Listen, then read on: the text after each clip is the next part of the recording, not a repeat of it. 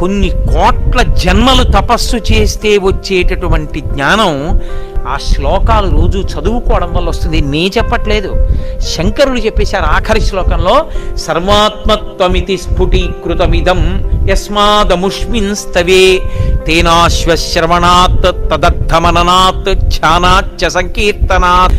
ఈ శ్లోకాల్ని, ఈ స్తోత్రాన్ని, దక్షిణామూర్తి స్తోత్రాన్ని ప్రతిరోజు ఎవరైతే చదువుకుంటున్నారో, చదవడం చేత కాని వాళ్ళు, చదువుకోవడం వచ్చిన వాళ్ళు చదివితే వింటున్నారో, విని ధ్యానం చేయగలుగుతున్నారో, ధ్యానం చెయ్యలేకపోతే కనీసం పఠిస్తున్నారో, వింటున్నారో, ఇలాంటి వాళ్ళందరికీ కూడా సర్వాత్మత్వమితి స్ఫుటీకృతమిదం, ఆత్మ అనుభవంలోకి రావడమే కాదు, దానితో పాటుగా సమస్త సిద్ధులు కూడా కలుగుతాయి.